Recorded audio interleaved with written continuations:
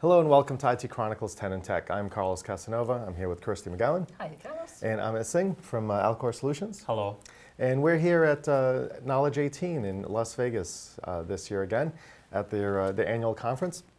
So Amit, we've spoken on a few occasions. You guys have been doing quite a bit of work, for a fairly new organization in this space, and obviously working very closely in the ServiceNow ecosystem. A couple of things I want to touch base with you on that I don't know if a lot of people are really familiar with, but one, there's a history behind the name, from what I understand. Right. Yeah. And secondly, the keynote today and a lot of the direction that the new ServiceNow leadership is taking the organization, that kind of fits right in line with a lot of what you guys have really started with, where you guys really went. So tell us a little bit about about obviously the name and how this is alignment with their, I don't want to say new direction, but sort of refined direction. How that works. Yeah, absolutely. So so you're right. We are about, this is our 5th year, and this is our second year ServiceNow Gold Partner. Mm-hmm. We became a Gold Partner within 3 years of starting the practice, one of the fastest growing growth stories, and I'm sure there are a couple more others there too. For the name, it's pretty interesting. We were sitting and debating about what should we name a consulting company that wants to put its customer front and center, and you really want to stand behind the customer, help them become successful, right? Help them look like the champion, because that's really what true good consulting is all about. Yep. And in the solar system, actually in the Big Dipper, there are 2 stars. The front one is called Mizar, and it is actually the brightest star in the Big Dipper. Mm-hmm. And the reason it is the brightest star is because there's a star hidden behind it called Alcor that throws all its light onto Mizar, and so when we see from Earth, it's a Mizar star that we see throwing all the light. So we thought for a consulting company, that is something which is very apt. So you want to be the light shining behind. Absolutely. Yeah. We really want to, we believe in that value and that philosophy for our customers. Yeah. Nice. Yeah, it's a really interesting way to come out with a name. Yeah. I like that. Thank you. Thank you. So tell us a little bit about, obviously, I know you guys always had a strong play on the security side, but there's a few other areas that they really launched into the market with that as a key capability. Correct. Yeah. Yeah, and we've been following ServiceNow's lead in that, and also making our own waves.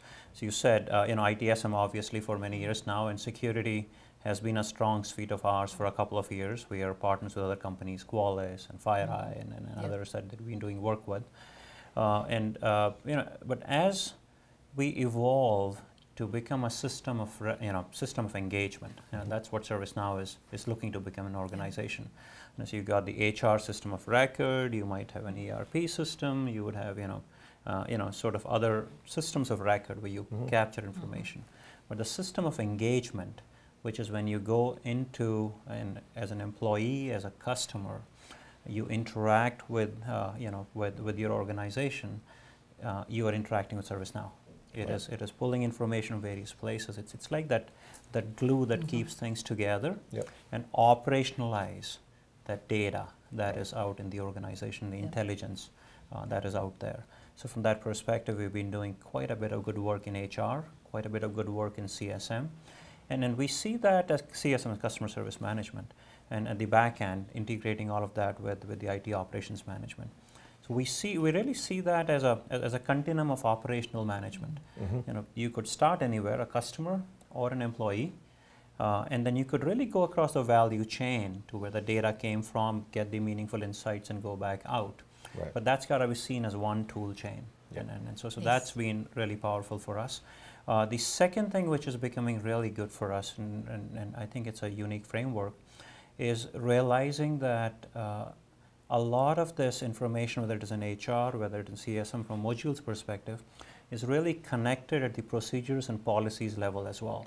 So when you start talking about compliance, about an organization's risk management framework, you need to be looking at it holistically. You can't really look at it from a module perspective and say, well, I'll implement this, and then I'll go implement that. Unless you have that complete roadmap, you are sort of doing yourself a disservice. Yeah. And I think that's been a good area for us. So What are the biggest challenges you see in the industry at the moment? What are the roadblocks that you're coming across? John actually alluded to that in the keynote today, as well as in the partner keynote yesterday, really talking about the fact that unless you have executive, backing, it's very easy for people to simply look at their part of the solution and say, I'm different, I'm customizing it, I'm going to take it in my direction. And that really is a challenge that partners, customers, and ServiceNow together have to keep on working at. Because if you're, as I said earlier, if you're looking at that holistic framework, make sure all pieces developed today or what will be developed tomorrow work well together. And so that, I would say, is the number one barrier to overall adoption. And customer success is really important with that. I think it's like everything's changed, but it's also stayed the same, isn't it? Because that whole silo mentality thing is it's been around since day dot, and I guess it's not getting any better. And I think ServiceNow's take on this is pretty unique. They essentially are saying if there is a workflow-driven and an intelligent decision-making mechanism that you can use, right, with data that is somewhere, you essentially can give an organization a way of working. And that's really the way of engagement is. And in that sense, they're trying to replace reliance on email, reliance on spreadsheets. Decision-making becomes easier, right? Engagement becomes easier. And I'm hoping this time around we'll see some differences from the silos with that. I really do hope so. Yeah, I mean, I think that's the frustration for a lot of us that have been in this space for a while. We've seen the great hope of this tool is going to fix everything and that tool is going to fix everything. And any of us that have been in the space for a while know it's just another tool. No tool cannot, And it really does end up coming back down to that lack of leadership. Right. When you don't have it at a high enough level, and like you said, then everyone kind of has to take their own approach at it. And if they're not being told what's the general vision, where's the general strategy, they're marching to the best of their ability. It's not a malicious thing. They're doing what they feel best for their respective area and what they're being rewarded with, which is another part of the problem where a lot of times our incentive structures are actually causing the issues that we're trying to break down. So, you have a leader in place that sets out a direction, they leave. The general tenure of a senior leader is much shorter than a lot of these transitions and transformations. That's correct. Yes. And what happens? So we start going down this path, the leader changes, then we either don't have direction for a while, and then everyone kind of goes, and we start all over again. All over again. And it's frustrating. Obviously, So how do you're in with these organizations generally on a longer term. How do you sustain that, that energy to keep them guided and focused? I mean, that's a challenge, right? That's a very good question. And the only answer, right, the only way you can address it is bringing longevity back into the equation.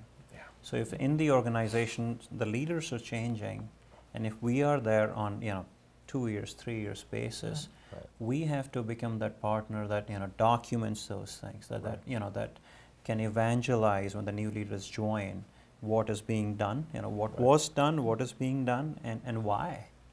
Right? And you're right, there will always be changes with leadership change. Yes.